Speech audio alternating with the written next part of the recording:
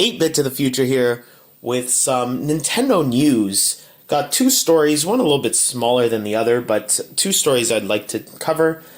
First one we're going to talk about is Mario Kart Tour.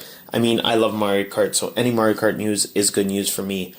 It was announced, actually, by a Tokyo Wall Street Journal employee.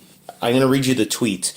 DNA or DENA, I'm not exactly sure how you pronounce it, but that's the company that's working with Nintendo to make some of their mobile games. That's where they have their relationship with. So DNA CEO said Mario Kart Tour, a Nintendo DNA smartphone game planned for financial year 2018, will be free to start.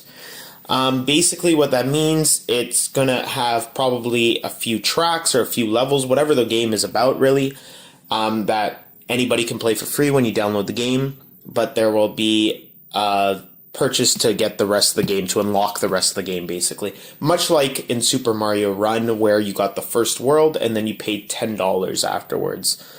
This article also talks about how Super Mario Run generated about $30 million in revenue, and it had this formula, which isn't that great in comparison to something like, I know Pokemon Go is not fully Nintendo, but Pokemon Go has made billions of dollars, and it's free to play. It's not free to start, it's free to play completely, and then you can make purchases afterwards if you wanted to.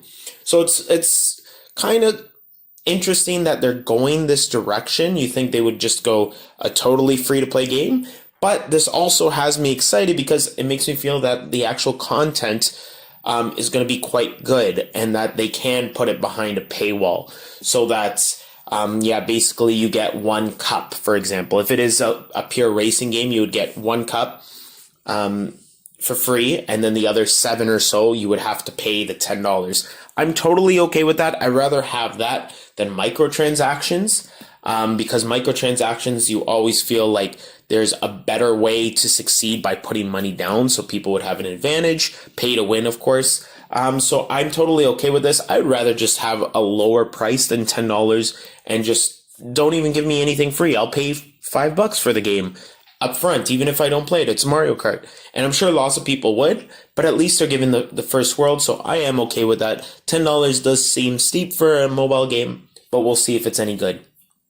The other news, and probably bigger news, is that Switch owners can soon pay with the gold points or gold coins that you get with purchases on your Nintendo titles.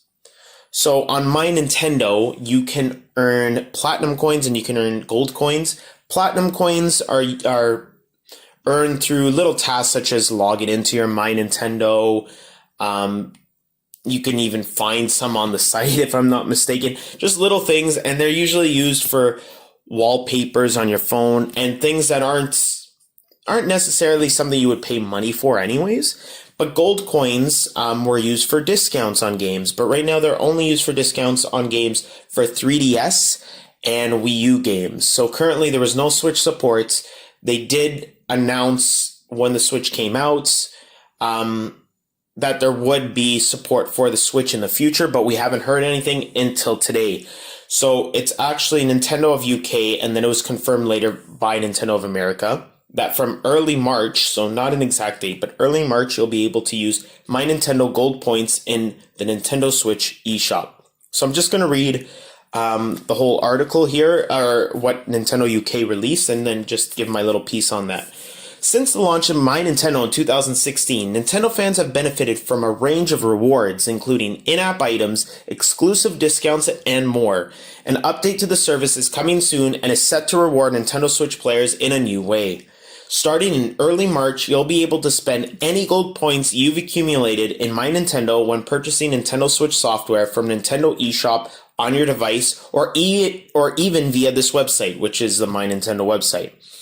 You can pay for the remaining balance with Nintendo eShop funds or any other payment method available on Nintendo eShop. Once earned, gold points remain valid until the last day of the month in the following calendar year.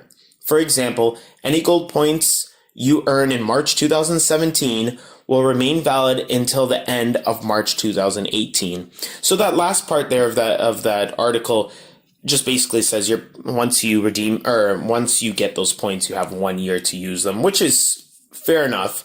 And they also explained how much each point is worth. So I don't know, it's gonna be different in each market. But in Japan, for example, the exchange rate is 1 gold point equals 1 yen. And we're probably looking at here at 1 gold point equaling 1 penny, right? So if you look, it's not much that we're going to get off because right now, if I'm not mistaken, when you register a digital copy of a game, you get a certain amount of points, which I'm not too sure because I haven't really purchased any big titles through the eShop. I usually buy them physically, and physical copies only get about 12 coins, but I know you get, 12 points. I know you get a lot more doing it through the eShop. So if, for example, you bought, let's say, Mario Kart 8 Deluxe, I love my Mario Kart, you would get 12 cents that you could use towards a future purchase, which doesn't seem like much. So I'm not sure if the amounts are going to change. This article doesn't explain if that's changing. I did read something about holding on to games that you haven't registered yet because there might be an increase in the amount of points you get with this new system. So I know I have a few games that I actually haven't redeemed. I do have about 100 or so gold points, but if that only equates to like $1, it's not much, and it seems kind of a waste, to be honest. I wish my Nintendo would come back, and we can use these points on actual physical items.